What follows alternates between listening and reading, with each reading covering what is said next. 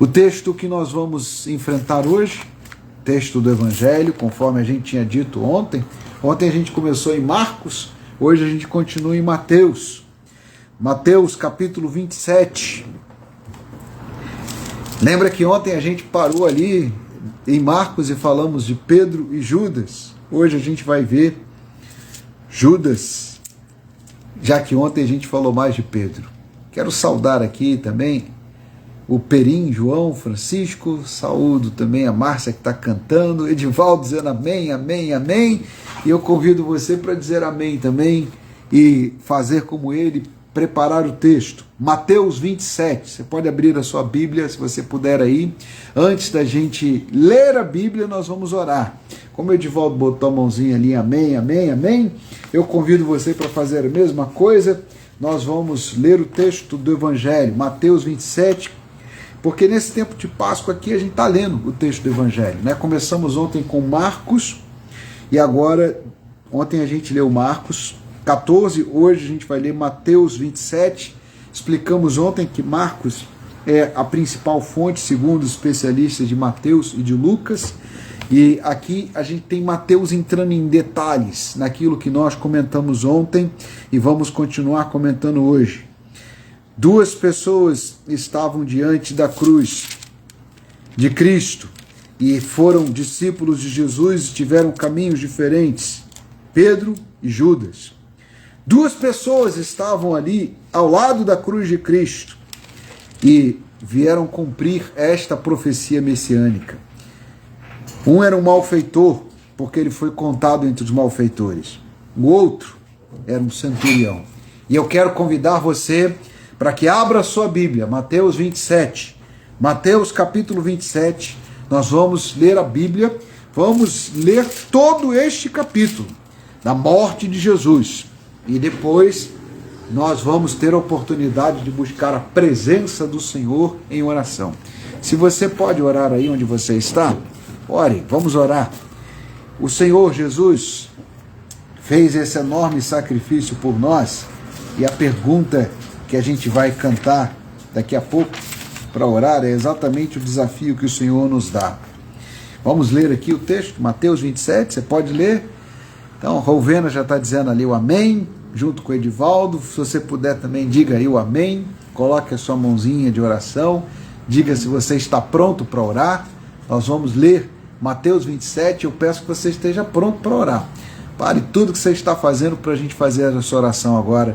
Vamos nos colocar diante de Deus. Senhor, a tua palavra é lâmpada para os nossos pés, luz para os nossos caminhos, e a tua palavra nos coloca diante da tua graça, revelada em Cristo Jesus.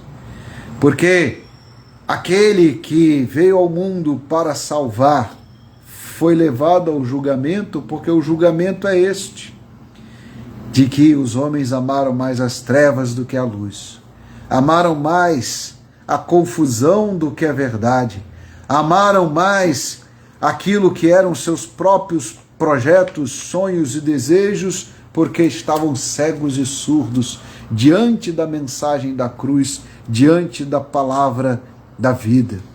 Mas nós, Pai, estamos aqui com os nossos olhos abertos, com os nossos ouvidos totalmente transformados, com nossa mente e o nosso coração diante de Ti, porque o Senhor, pela cruz, pela salvação preciosa e pela obra de Cristo Jesus, abriu-nos os olhos, os ouvidos, a mente e o coração para recebermos tudo que o Senhor Jesus preparou para nós.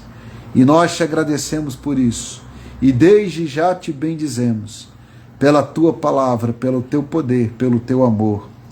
Em nome de Jesus. Amém, amém e amém. Mateus 27.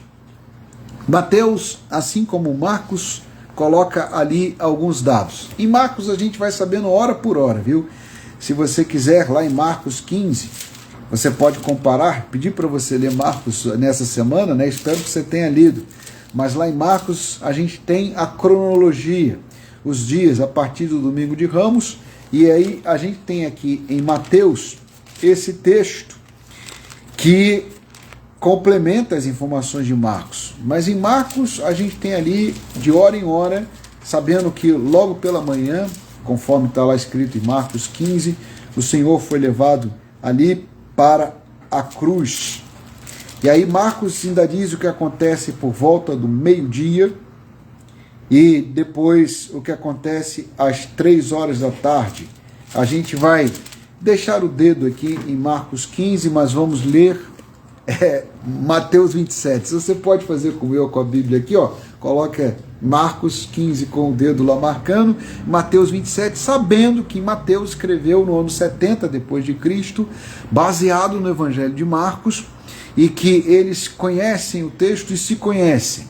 E eu quero convidar você para acompanhar comigo. Ao romper do dia, todos os principais sacerdotes e anciãos do povo entraram em conselho contra Jesus para o matarem, e amarrando-o, levaram-no e o entregaram ao governador Pilatos. Você sabe que ele foi julgado à noite. Ao romper do dia, ele foi levado para a execução. Tudo errado, o julgamento e aqui a orientação para a execução. E aí o texto conta o que aconteceu com Judas. É Mateus quem dá esse detalhe aqui. Então Judas, que o traiu, vendo que Jesus fora condenado, tocado de remorso, devolveu as 30 moedas de prata aos principais sacerdotes e aos anciãos, dizendo: pequei, traindo sangue inocente. Eles, porém, responderam: que nos importa? Isso é contigo. Então Judas, atirando para o santuário as moedas de prata, retirou-se e foi enforcar-se. E os principais sacerdotes, tomando as moedas, disseram: não é lícito deitá-las no cofre das ofertas, porque é preço de sangue. Tendo deliberado, compraram com as moedas, um campo do olheiro para cemitério de forasteiros. Por isso aquele campo tem sido chamado até os dias de hoje, no ano 70 depois de Cristo, Campo de Sangue. O que aconteceu com esse lugar? No ano 70 depois de Cristo, os romanos cercaram a cidade de Jerusalém, destruíram a cidade, queimaram tudo. Então se cumpriu o que está dizendo aqui o texto da profecia do profeta Jeremias. Tomaram 30 moedas de prata, preço em que foi estimado aquele a quem alguns dos filhos de Israel avaliaram, e as deram pelo campo do oleiro, assim como se ordenou o Senhor. Bom, a primeira coisa que eu preciso dizer aqui é que Mateus diz que o profeta é Jeremias, mas os biblistas vão dizer que este texto aqui é uma profecia de Zacarias. Por que Mateus se enganou a respeito do profeta? Ele chama Jeremias de Zacarias, Zacarias de Jeremias. Por que ele se engana? Porque eu já contei isso para você antes. Mateus, Marcos, Lucas, João, Pedro, Paulo não tinham a Bíblia como você tem em mãos. Muitas vezes estavam citando a Bíblia de memória. Em outros momentos, eles tinham ali o texto apenas da Septuaginta, e Mateus escreveu este evangelho, uma parte dele em aramaico, uma outra parte em grego, no ano 70 depois de Cristo. O objetivo de Mateus, ao citar ali de mensagem, de memória, aquilo que vinha em aramaico, é para alcançar os seus contemporâneos. E ele está citando aqui o tempo todo, no Evangelho de Mateus, as profecias da Bíblia hebraica. Mateus está dizendo que todas as profecias da Bíblia hebraica se cumpriram em Cristo. Quando a gente vai ao texto de Zacarias, no capítulo 11, a profecia fica ainda mais forte, porque a gente entende não só que estava profetizado aquilo que aconteceu com Judas, mas também nós entendemos que esta profecia de Zacarias também aponta para aquilo que aconteceu com o Messias. É uma profecia messiânica. O texto de Zacarias está cheio de profecias messiânicas, e o texto de Zacarias, no capítulo 11, eu não posso dizer isso sem que você se prepare. É muito forte, e a gente chega até a entender a força desse texto no coração de Mateus, porque ele está citando aqui a parábola do bom pastor. Jesus falando de si mesmo, em João 10 diz: eu sou o bom pastor, que dou a vida pelas minhas ovelhas. Eu tomo o lugar das ovelhas que iriam para a matança. E o Senhor Jesus diz: ninguém toma a minha vida, eu a dou voluntariamente. A profecia do bom pastor, a parábola do bom pastor, é aquela que está em Zacarias, no capítulo 11, e o texto especificamente citado é aquele que está aqui no verso 12. Eu lhes disse: se vos parece bem, dai-me o meu salário, se não deixai. Pesaram, pois, o meu salário, 30 moedas de prata. Então o Senhor me disse: arroja isso ao campo do oleiro, esse magnífico preço em que fui avaliado por eles. Tomei as 30 moedas de prata e as arrojei ao oleiro na casa do Senhor.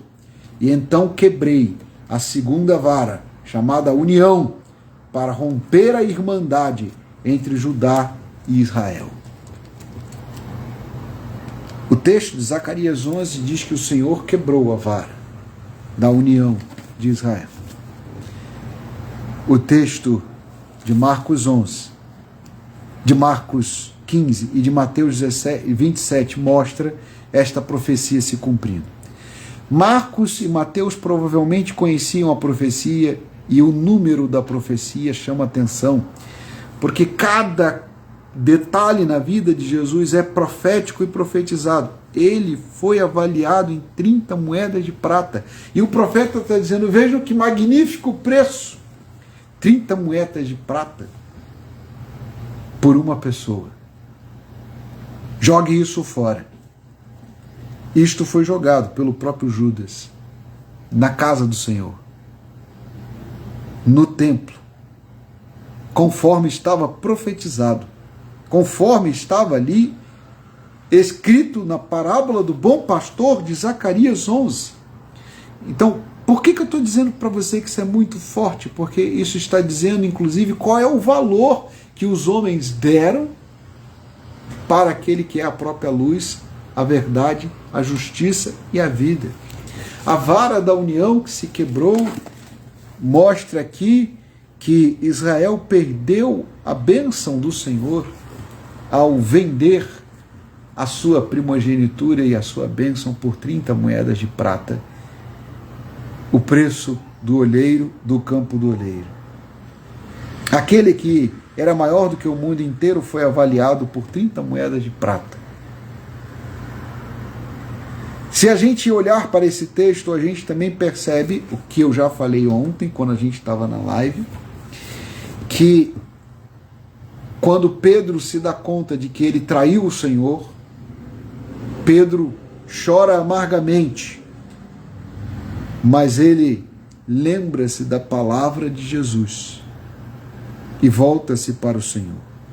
Judas, quando se dá conta de que traiu o Senhor, vai buscar absolvição nos homens, vai buscar ali a resposta nos sacerdotes. E os sacerdotes dizem para ele: que temos nós com isso? Nós não temos nada com isso, é problema teu. Ele foi buscar absolvição onde não tinha absolvição, ele foi buscar solução onde não tinha resposta.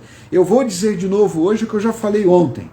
Se você quer encontrar resposta para a sua vida nas redes sociais, você vai ter o mesmo destino de Judas. As pessoas vão dizer: eu não tenho nada com isto.